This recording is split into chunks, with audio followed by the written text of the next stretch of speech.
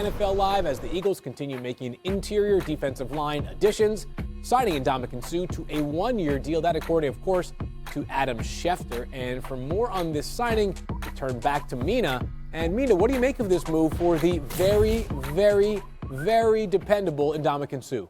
Yeah, feels like Howie Roseman just said, get me all the big guys after watching what this defense has done without Jordan Davis, which is not only struggled to stop the run, but struggled in particular to stop the run inside between the tackles. This is going to be a concern of mine headed into this game with the Colts. It's still a concern because we don't really know, where Suh is at in terms of his integration into this team. Perhaps we'll see a little bit more Linval Joseph. I was actually going to say this weekend before this signing, and as we're thinking about the Eagles defense and their struggles against the run, they might consider some schematic changes, perhaps dropping a safety into the box more often than they have. And I think that's something they'll consider this week. But after that, you've got now two players in Suh and Joseph who can do a better job holding down the fort while Jordan Davis is gone.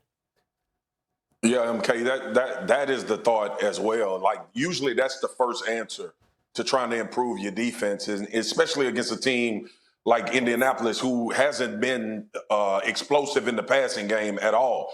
But the other part of this, too, is not only the gaps and making sure you're maintaining those, the Eagles have to tackle better. Like, I went back and watched the game against the Washington Commanders, and when I'm trying to find answers to the run game, it's about getting guys on the ground as well. At times, you had tacklers there, big body guys, and it was slip through. So that's another big piece. And adding in Ndamukong Suh absolutely plays into that vein. He's been a sure tackler at the line of scrimmage, and he's also one of those guys where we had the conversation a couple of days ago who can reset the line of scrimmage as well. So this was a huge pickup for them, a veteran guy that understands how to play the run. He was coming in on the tail end when teams were still pounding the rock. Another great move by Howie Roseman, another move that sucks for me. I think this is a very clear indication by Howie Roseman of, we know what our weakness is. We are not going to not get to the Super Bowl because not trying to plug up that weakness.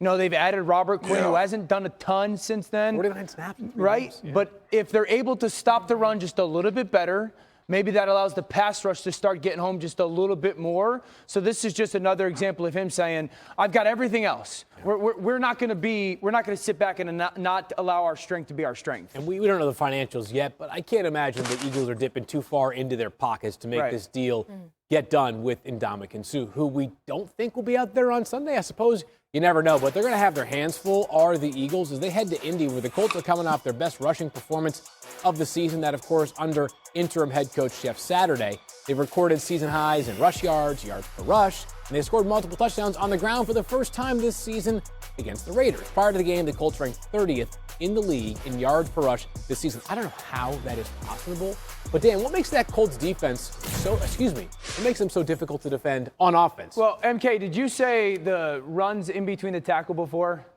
Yeah, about Indy, yeah. I mean, we're literally the same human being. So my notes are like, well, Indy's run game last week in between the tackles, using two different type of schemes. Their split flow and then kind of like their lead power. And how does Philly stop it? I mean, Philly runs a five-man front, right, often.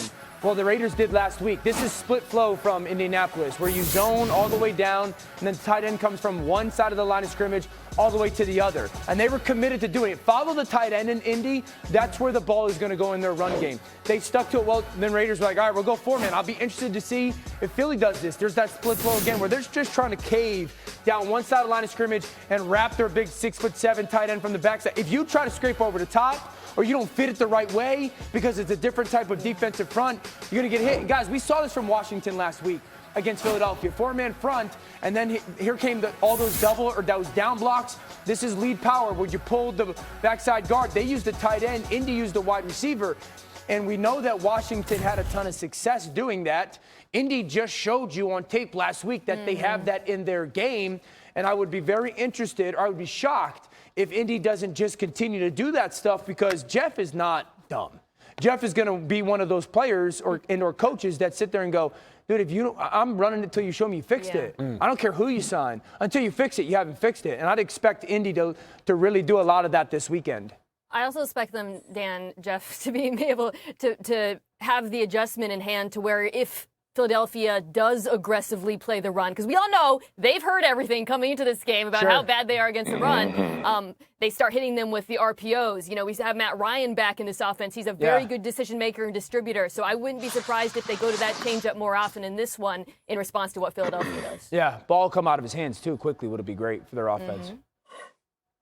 Yeah, look, and then, too, this is when you're right for play action, y'all. And I know that Jeff, like you're talking about him in the run game, if Philly is going to overextend, if they are going to add guys to the box, you have to have an answer for it. And a couple times Matt Ryan was able to get the rock to Pittman. And this is the time for you to find those opportunities for you to be some semblance of explosive based on teams coming in reeling. That's where Minnesota and Dallas is going to be interesting, just like this game. You got two defenses that have been working all week to fix the run defense. Yeah. Does it make them susceptible on the back end, and can Indy take advantage of it? And will Jeff allow this offense to take advantage of it? Well, we've seen Paris Campbell come on alongside Michael Pittman, so perhaps a few more explosive passing plays in that offense if they do test that Philly secondary.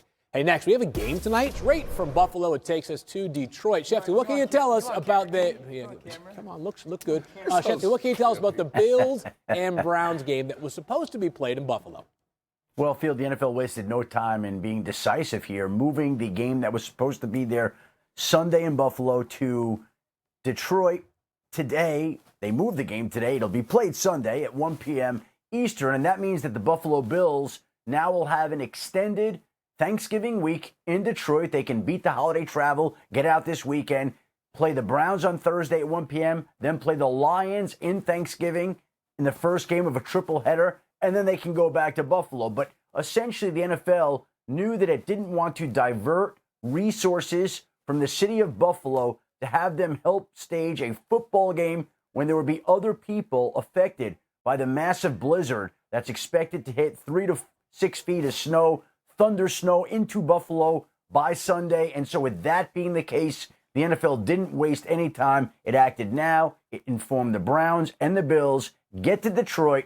We're going to play the game there on Sunday at 1 p.m. More from Shefty in just a bit. But, Key, what do you make of this decision, and who actually might benefit from playing this game on a neutral field in Detroit? I think it's a great decision by the NFL to move the game. And you say who's going to benefit? The Buffalo Bills are benefiting, and Josh Allen's going to benefit, because if you think about it, with that elbow injury that he's working with, throwing in the wind, throwing in the snow, whatever it may have been up there, he would have to try and pierce that football through that weather. That's not the case in a dome.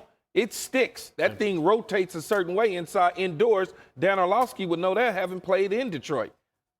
By the way, the Lions getting in on the fun here, as the Lions took to Twitter to make a joke, perhaps at the Bills' expense. They quote tweeted the Bills' announcement tweet saying, "Important numbers are by the phone. Lock up when you leave, and please don't break the tables." Well played there by the Lions. Bills fans, I'm sure, will be traveling well for this game. Developing story here in